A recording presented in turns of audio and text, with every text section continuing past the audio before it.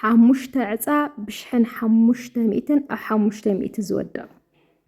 ቀዳማይ ዕፃ ና 7 ሰብ ሶፋ ካብ ክልቲኡ መሪፅኹም ካልኣይ ዕፃ ተኸፋፋቲ ናይ ዳኽዳን ምስና ዳኽቦርታ መቕመጢ ለለዎ ሳልሳይ ዕፃ ዳይኒንግ ቴብል ማለት መመገቢ ናይ 6 ሰብ ሓድሽ ዘመናዊ ስርሒት ራብዓይ ዕፃ በዓል 150 ኣልጋ ምስ መብራህቱ ሌዘር ሓምሻይ ዕፃ ንኣንጎሎ ነዳቑሕት መቕመጢ እዚኦም እዮም ቤተሰብ ከየምልጥኹም ሓደራ ላቆረፅና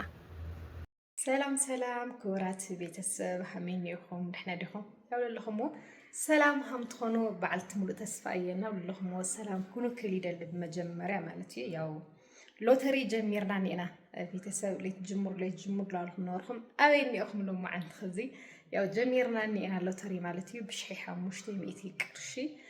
5 ዓይነት ዕፃ ቀዳማይ ሶፋ ካልኣይ ዳኽዳውንቲ ሳልሳይ ዳይኒንግ ቴብልና ምግቢ መቐረቢ ማለት እዩ ራብዓይ ዓራት ሓምሻይ ንኣንጎሎ ነዳቑሑ ዝሓዘ 5 ዓይነት ዕፃ ዝሓዘ ሒዝና መፂና ኒና ብሽሒ 500 ቅርሺ ማለት እዩና ለኣናት ፎቲና ለኣናት ተኽውርና ለኣናት ተሓሊልና ሰባት ያው ላቆረፅኩም ሓገዝኩም ክተርእዩና ብዘጋጠም እዚ ላበወኩም ማለት እዩ ቤተሰብ እና ሎማዓንቲ ምግቢ ገለገለ ትሰርሕ ዘለኹ ረሳኽዎ ነገር ከምዚ ኣነ ወሓለ እየ ገለገለ ክብል ደልየ ኣይኹንኺ ከምኡ ኢሉ ኮሜንት ይፅሓፍ እንታይ እዩ ኣነ ወሓለ እየ ዝኾነ ምናምን ይበሃልና ኣነ ወሓለ እየ ኢለ ኣይፈልጥይ ላብ ገዛይ ልመፀ ሰብ ግን ኣታናግዲ ይሰድድ እየ ትወዲያ ማት ላብ ገዛይ ልመፀ ሰብ ሲ ሓፊረ ልሰድድኽዎ እዚኣ ለይ ካልኩ እዚኣ ለይ ጎርክዎ ልሰዶ ሰብስ የብለይና ስለዚ ለባዕለይ ቤተሰበይ ልጋሻይ ተኾይና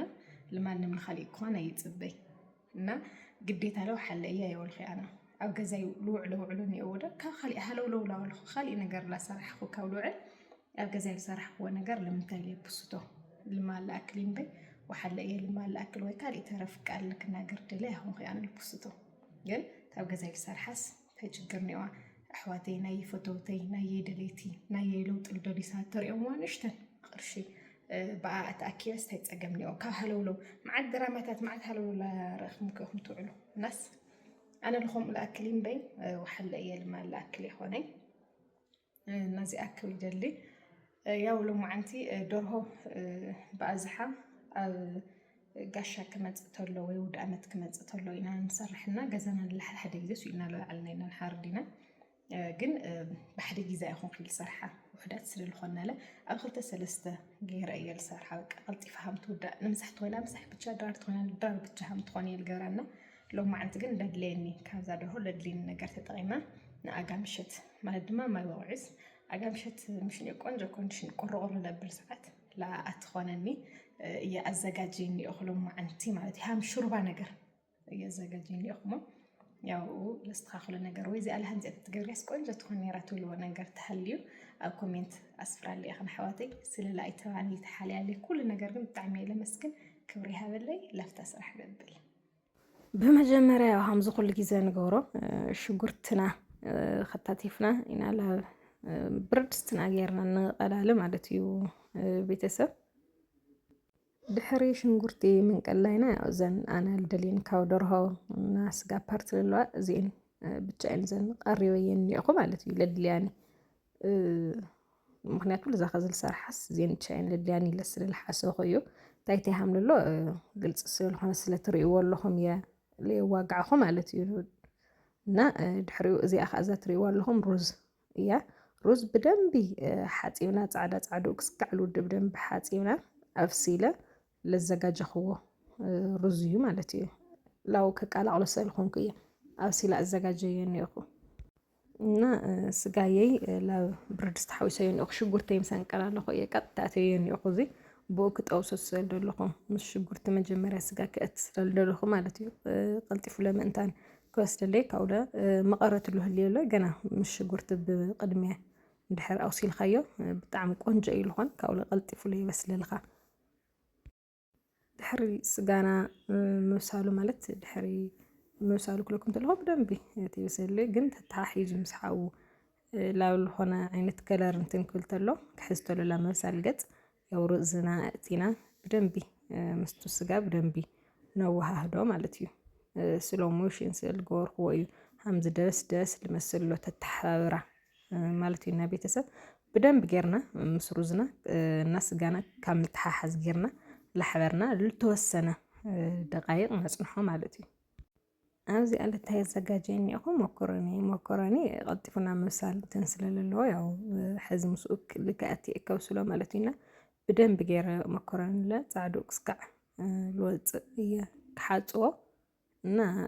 ተኺልና ብደንቢ ኣፅሪና ተንእትዮ ልበለፀ ኢልኾን ኣብዚ ዕለት እኒዋ ሮዝመርና ጉዕ ቃርያ ማለት እዩ እኒዋ እዚ እንደላባ እየን ስቴፕ እየን ከኣትያ ቤተሰብ እዛ ሩዝና ረእይዋ ብደንቢ ምዛ ስጋና ተተሓሒዛ እኒኣ ቆንጆ ዝኾነ ጨና እዩ እኒኦ ዝረዝረ ይኮን ክኮጭ ነይርኩም ግን ደስ ልብል ጨና እዩ እኒኦ ካብኡ ዝሮዝመር ክሕወሶ ተሎ ሕሰብዎ ቤተሰብ ኣብዚ ኣለ መኮረኒና ያው ላፍታ ፈልፈል በለት እቲናያ ኒና ማለት እዩ መኮረና ለብደንቢ ምስኡ ክስካዕ ልትሓዝ ቀልጢፉና ምምሳል እኳ እንትን ስለለዎ ብዙሕ ለችግር ይኾን መኮረኒ እና ቀልጢፍና ምስኡ ክስካዕ ልትሓሓዝ ላሕበርና ከይሕዝ ብደንብ ላሕበርና ማይ ብደንብ ስለይንጥቀም ከይሕዝ ብደንብ ላሕበርና ንሪኦ በብደቂቁ ማለት እዩ ሮዝመሪና ጌርና ያው ሃምዚያ ፈልፈል ትተላ ንሽተን ሞቆት ለላሃብና ለኻድና ብደንቢ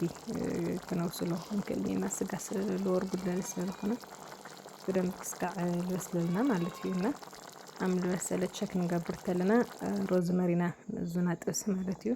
ቃርያና ለሃምዚያ ጌርና ክትፈብልና ነእትዮ እና ቃርያ ሮዝመሪና ምንለዎ ምግብ ብጣዕሚ ጥዑም እዩ መቐረቱ ደስ በሃሊ እዩ ዝኾንና ከምዚያ ጌርና ነዘጋጀያ ማለት እዩ ቤተሰብ ኣብ መጨረሻ ማይና ንዝምዝሞ ማለት ማይ ነእትየሉ ንሹርባ ስለዝጥቀመሉ ማለት እዩ እና ከምዚኣ ጌርና ናብ መቐነስ ኢና ቅንስ ኣቢልና እና ዝሮዝመሪ ፀሊም እንትን ኢልዋ ግን ከምዚኣ ጌርና ቅንስ ኣቢልና ላውዞም ልሰትዩ ላቐነስና ብለልና መቐነስ ጌርና ንጥቀመሉ ብጣዕሚ ጥዑም እዩ ፈትንዎ ምሳየ ስለልባዕልኩም ብጣዕሚ እየ ለመስግን ክብሪ ሃበለይ ካሊእ ግዜ ብካሊእ ምድላው ክንጋነ ኢና